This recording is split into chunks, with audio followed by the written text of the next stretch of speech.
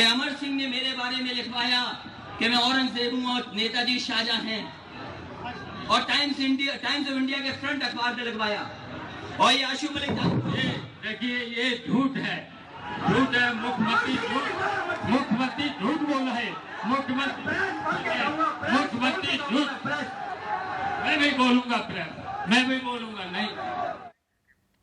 नमस्कार, मैं रवीश कुमार। लखनऊ में पिछले कई दिनों से चल रही पत्र लेखन प्रतियोगिता के बाद आज आशु भाषण प्रतियोगिता का आयोजन हुआ। मुख्यमंत्री अखिलेश यादव रोए भी, बोले भी। रोते हुए लगा कि वे पिता से बोल रहे हैं, बोलते हुए लगा कि वे नेता से बोल रहे हैं। सपा में नेता कब पिता बन जा रहे हैं, मुख्यमंत्री कब भतीजा, ये इसलिए है क्योंकि अब हमारे राजनीतिक दलों में परिवारवाद का अगला चरण सामने आ रहा है। एक ही दल में एक ही परिवार के कई सदस्यों के बीच वर्चस्व की लड़ाई का मनोरम दृश्य आपने अभी इंटरवल तक ही देखा है।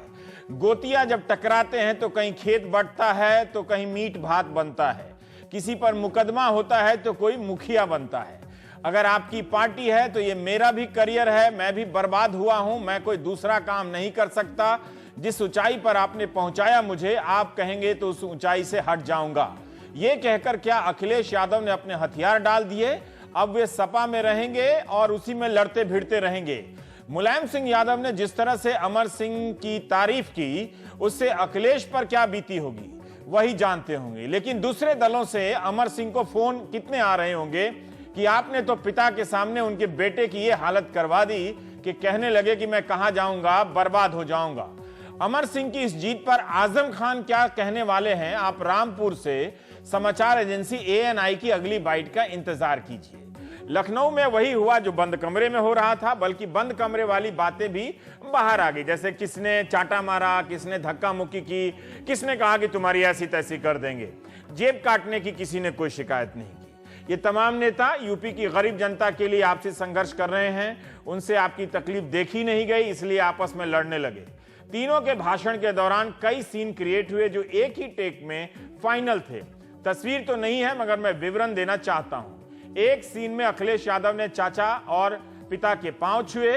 दूसरे सीन में भतीजे ने कहा कि अमर सिंह ने छपवा दिया कि मैं औरंगजेब हूं और नेताजी शाहजहां। तीसरे सीन में चाचा ने भतीजे से माइक छीन ली और कहा कि मुख्यमंत्री झूठ बोल रहे हैं। चौथे सीन में MLC आशु मलिक ने मुख्यमंत्री के कंधे पर हाथ रख दिया, जैसे चल यार हजरतगंज में कॉफी पीकर आते हैं। पांचवें सीन में मुख्यमंत्री ने अपने MLC को धकिया दिया और फिर सुरक्षा कर्मियों ने CM को हथिया लिया। छठे सीन में मुलायम सिंह यादव ने युवा नेता अभिषेक यादव से समाजवादी पार्टी की परिभाषा पूछ दी। सातवें सीन में अभिषेक ने कहा कि समानता और संपन्नता, ये परिभाषा जवाब पाकर नेताजी सन्न कहा कि मैंने ही तो बताया था तुम्हें। और फिर किस सीन में मारपीट हुई, किसी ने किसी को चांटे मारे हों, वो हमारे पास उपलब्ध नहीं है, हम माफी चाहते हैं। बातों से लगा कि मुलायम को शक है कि रामगोपाल यादव ने अखिलेश को भड़काया है। अखिलेश को शक है कि अमर सिंह ने मुलायम सिंह यादव को भड़काया है। शिवपाल को शक है कि रामगोपाल यादव ने नेताजी को बहुत बड़ा नेता नहीं बनने दिया। बहुतों को शक है कि सपा में शक ही शक है। मुलायम सिंह यादव ने कहा कि शिवपाल यादव बहुत बड़े नेता हैं। शिवपाल यादव ने अखिलेश यादव के बारे में कहते हुए गंगा जल की कसम खा ली। आप जानते हैं कि मैं कसमों में कसम, विद्या कसम को महत्व देता हूं, मगर कोई गंगा जल की कसम खा लेता है तो भावुक हो जाता हूं। शिवपाल यादव ने कहा कि मैं गंगा जल लेके अपने इकलौते बेटे की कसम खाता हूं कि अखिलेश ने मुझसे कहा कि वो अलग पार्टी बनाएंगे। नेताजी, आपने मुझे अध्यक्ष पद से हटाकर अखिलेश को अध्यक्ष बनाया तो मैं उन्हें एयरपोर्ट लेने गया, लेकिन जब अखिलेश को हटा के मुझे बनाया तो उसने मेरे विभाग छीन लिए। मेरा क्या कसूर है? मैंने मुख्यमंत्री का कौन सा आदेश नहीं माना?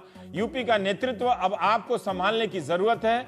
मैंने बिहार में महागठबंधन कराया था, नेताजी उससे बहुत बड़े नेता बनते, रामगोपाल ने तुड़वा दिया। शिवपाल यादव ने खुले में कहा कि मुख्यमंत्री अलग दल बनाना चाहते थे। शिवपाल यादव ने बिहार में महागठबंधन तोड़ने का प्लान बनाने वाले का नाम भी बता दिया। जब इतना बता दिया तो यह भी बता देते कि रामगोपाल यादव किसके लिए और किसके इशारे पर नेताजी के खिलाफ प्लान बना रहे थे, ताकि बाद में हमें यह जानने को ना मिले कि शिवपाल भी उसी का प्लान लागू कर रहे थे जिसका प्लान रामगोपाल पिछले साल लागू कर चुके हैं। मैंने कुछ भी पॉसिबल है, लेकिन किसी बाहरी को दोषी आप सपा वाले कब तक बता सकते हैं? किसी वकील से पूछिए तो 7 साल की सजा किन किन मामलों में होती है, क्योंकि मुलायम सिंह यादव ने अखिलेश यादव से कहा कि तुम अमर सिंह के बारे में जानते हो क्या हो? उसने मुझे जेल जाने से बचाया, कम से कम 7 साल की सजा होती। अमर सिंह हमारा भाई है। एक चाचा को निकालकर मुलायम सिंह यादव एक नए चाचा ले आए ताकि अखिलेश को चाचा की कमी ना हो। अमर सिंह भी बाहरी से चाचा हो गए। इस पूरे खेल में प्रमोशन उन्हीं का हुआ है। वैसे अमर सिंह ने मुलायम सिंह यादव को जेल जाने से कब बचाया? फरवरी 2010 से पहले जब वे सपा से निकाले गए, या मई 2016 के बाद जो 6 साल बाद सपा में लाए गए?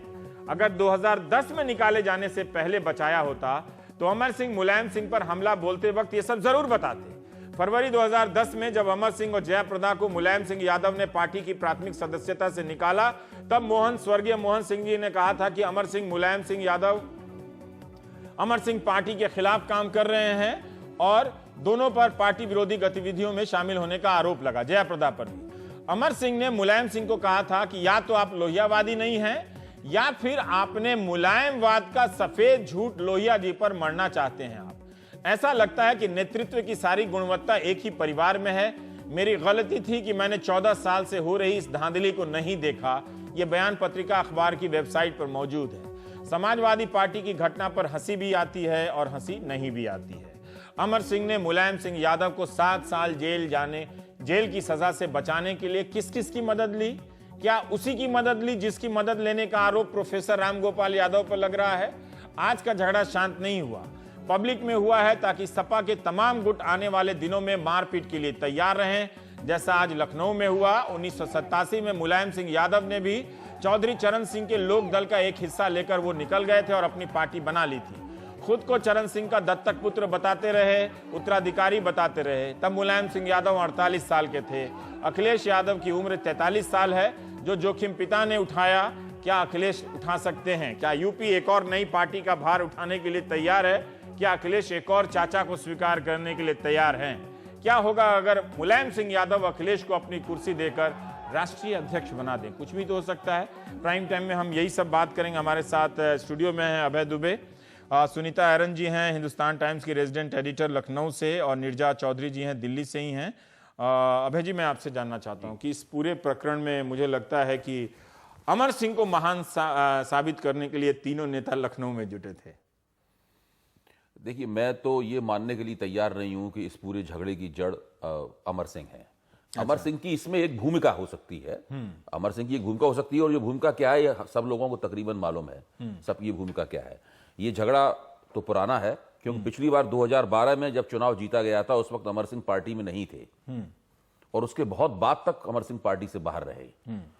अमर सिंह की गैर मौजूदगी में वो चुनाव जीता गया था। इसलिए सारा ठीकरा अमर सिंह के दरवाजे पे फोड़ना उचित नहीं है। इस झगड़े की असली जड़ ये है कि जिस व्यक्ति को मुख्यमंत्री बनाया गया था, जिस व्यक्ति को मुलायम सिंह जी ने अपना उत्तराधिकारी बनाया था, उस व्यक्ति को उन्होंने उसको अधिकार नहीं दिए मुख्यमंत्री के। वो कभी भी मुख्यमंत्री नहीं हो पाया। और कोशिश ही की गई कि वो मुख्यमंत्री बना रहे और बाकी 3 या 4 लोग मुख्यमंत्री पद के सारे अधिकारों का इस्तेमाल करते रहे। इसी वजह से वो मुख्यमंत्री बार बार खुद भी कहता था कि मैं तो आधा मुख्यमंत्री हूं।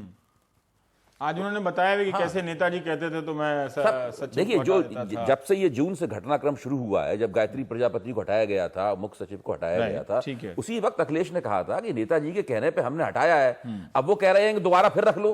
पर एक बात बताइए कि 2012 से पहले जब अखिलेश यादव का उभार हो रहा था जी, जो पार्टी के अध्यक्ष थे वो, हाँ, तब उन्होंने डीपी यादव को सपा में आने से रोक दिया, बड़ी तारीफ हुई। मुलायम सिंह यादव लाना चाहते थे, अमर सिंह को एक तरह से बाहर कर दिया, बड़ी तारीफ हुई।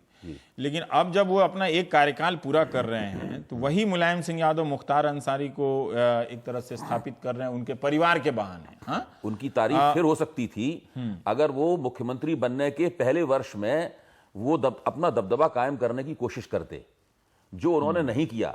वो मीठी मीठी बातें करते रहे, पत्रकारों के सामने भी अपनी बेचारगी जाहिर करते रहे, ये कहते रहे कि भाई मैं उनकी गोद में बैठा हूं। मैंने खुद उनकी प्रेस कॉन्फ्रेंसेस अटेंड की हैं। मैंने खुद उन्हें कहते हुए सुना है कि भाई देखिए, मुझे उन लोगों ने पाला है, वो मेरे चाचा हैं, वो मेरे ताऊ हैं, वो मेरे मामा हैं, बताइए मैं उनके खिलाफ तो एकदम नहीं जा सकता। जो मुख्यमंत्री की कुर्सी पे बैठा हुआ है उसका दायित्व तो संविधान द्वारा दी गई शपथ से है, और ये मुलायम सिंह जी को चाहिए था। वो इतने वरिष्ठ नेता हैं, उनसे ज्यादा वरिष्ठ उत्तर प्रदेश में कोई नेता नहीं है, शायद देश के कुछ एक वरिष्ठ नेताओं में से एक हैं। उनको चाहिए था कि जब अपने बेटे को मुख्यमंत्री बनाया है तो उसको मुख्यमंत्री पद का पूरा इस्तेमाल करने देते। भाई, इसको अंग्रेजी में कहते हैं बाई प्रॉक्सी हुकूमत करना। अखिलेश की आड़ में इन सब लोगों ने मिलकर हुकूमत की है। उसी का कारण है कि आज हर व्यक्ति दूसरे पे इल्जाम लगा रहा है कि तुमने हजारों करोड़ रुपए कमाए, तुमने व्यभिचार किया, तुम फलाने घोटाले में लिप्त हो। कोई कह रहा है ये जुआरियों की और चोरों की मदद की जा रही है। मतलब पहली पार्टी है जो बिना विरोधी दलों की मदद के एक दूसरे पर आरोप लगा रही है। आप बताइए एक दूसरे को कौन सा ऐसा अपशब्द है जो आज सवेरे से अभी तक नहीं कहा गया? और बड़े बड़े नेताओं ने, उसमें मुलायम सिंह जी शामिल हैं, उसमें मुख्यमंत्री साहब शामिल हैं, उसमें पार्टी अध्यक्ष शामिल हैं, उसमें रामगोपाल जी शामिल हैं, सब लोग तो और लिख लिख के दे रहे हैं, मुंह जवानी कह रहे हैं और लिख लिख के आरोप लगा रहे हैं। सुनीता, ये जो हो रहा है, आप इन लोगों से पूछिए एक बार। ये लोग सब समाजवादी अपने आप कहते हैं, इनसे पूछिए कि शर्म नाम का शब्द सुना है? ये सब लोग कहेंगे नहीं, ये शब्द नहीं सुना हमने। सुनीता जी, मैं आपसे जानना चाह रहा हूं कि ये जो हो रहा है, अभय जी कह रहे हैं कि किसी पे दोष देना ठीक नहीं है, मतलब ये लोग खुद जिम्मेदार हैं। ये कहना था उनसे कि आज अमर सिंह विजेता बनकर निकले हैं, जिस तरह से उनके हक में सर्टिफिकेट मिला है। जब अखिलेश कहते हैं कि मेरी लड़ाई उनसे है जो अमर सिंह की तरफदारी करते हैं, और मुलायम सिंह कहते हैं कि तुम अमर सिंह की बात करते हो, तुम्हारी हैसियत क्या है? मतलब पूरे कार्यकर्ताओं के बीच में जो अभी अभय जी कह रहे थे कि वो शुरू में ही अपने अगर अखिलेश दबदबा मुख्यमंत्री के तौर पे साबित करते तो बात होती, लेकिन अब मुलायम उनकी हैसियत बता रहे हैं। तो मुलायम आज करके क्या गए? आज वही किया जो अमर सिंह चाहते थे, अखिलेश की फजीहत।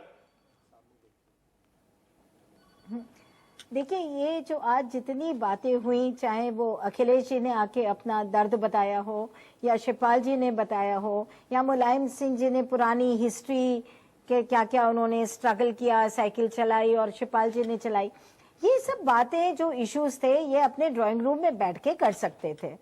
मुझे तो ये अभी तक यही नहीं समझ आया कि सड़क पे आके मुलायम सिंह जी जैसे इतने वरिष्ठ नेता को, अपने परिवार को सड़क पे लाके उन इश्यूज पे बात करने की क्या जरूरत थी? देखिए, problem control of the party है। मैं शुरू से कह रही हूँ कि ये पार्टी का कौन प्रेसिडेंट होगा मुलायम सिंह जी के बाद, कौन इनहेरिट करेगा, वो डिसाइड नहीं हुआ। करुणानिधि जी ने बड़े आराम से स्टालिन साहब को दे दिया, पर मुलायम सिंह जी ने चीफ मिनिस्टर तो बनाया अखिलेश जी को, पर वो पार्टी का कंट्रोल उनको नहीं देना चाहते हैं। उसी वजह से, और शिवपाल जी अपना राइटफुल क्लेम समझते हैं। तो अब जब ये लोग चुनाव में जा रहे हैं तो यहाँ पे अब डिसाइड होना है कि कौन कितना रोल प्ले करेगा।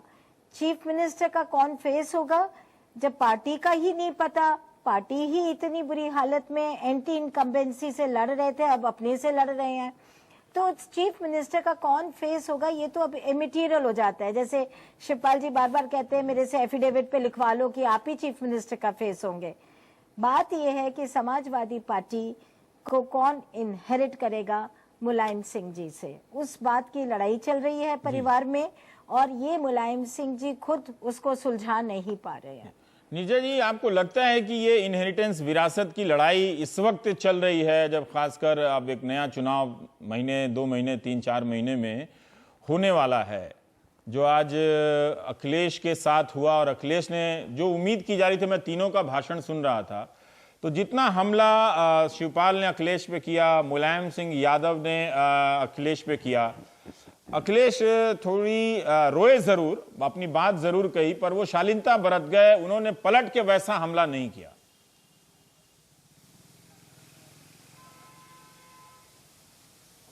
आई थिंक आप जो कह रहे हैं ना, जो अब हम लोग को पॉलिटिकल कवरेज करते हुए बहुत साल हो गए हैं, मेरे अनुभव में ऐसा हादसा कभी नहीं हुआ है।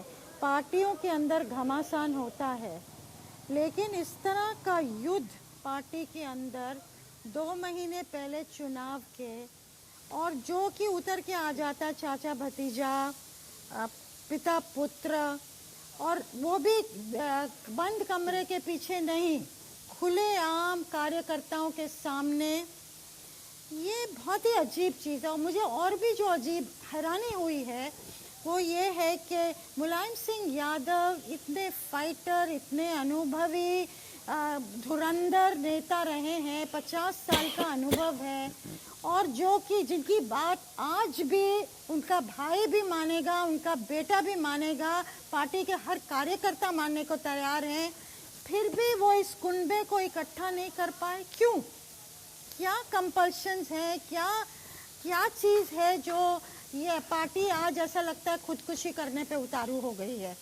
क्या आपको लगता है कि अमर सिंह जड़ हैं या उनके जरिए अखिलेश यादव ने जी उनके जरिए कोई कॉन्स्पिरेसी थ्योरी भी काम कर रही है जो कहीं और मौजूद है? देखिए वो उसका हमारे पास कोई प्रूफ नहीं है, पर सारा मामला तब से शुरू हुआ है जब से अमर सिंह के घर वो पार्टी हुई थी, उससे फोर्सेस अनलीश हुए हैं, प्रक्रिया शुरू हुई है जिसका रिजल्ट हम आज देख रहे हैं। और ओवरऑल क्या होगा, अखिलेश यादव की पॉलिटिक्स तो लंबी है, वो अभी 44 साल के हैं, उनके सामने आगे पॉलिटिक्स है, लेकिन मुलायम सिंह यादव, शिवपाल यादव और पार्टी के सामने किस तरह की पॉलिटिक्स है इस समय, इस इलेक्शन में तो आप उसको एक किनारे ही कर दीजिएगा।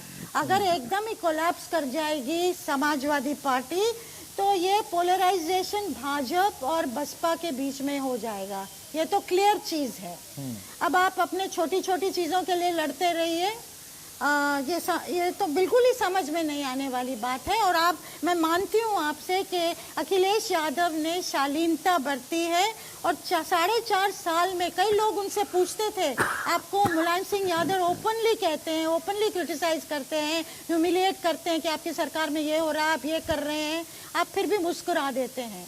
तो एक जैसे कहते हैं ना कूलनेस से और एक शालीनता से पेश आए हैं, इसीलिए आज उनके प्रति मुझे लगता है एक सहानुभूति उभर के आ रही है, क्योंकि लोगों ने ये भी देखा है कि डेवलपमेंट को लेके उन्होंने काम भी किया है पिछले 2-3 सालों में। पर आम आदमी से बात करिए यूपी में तो वो कहेंगे भैया ने काफी कुछ किया है।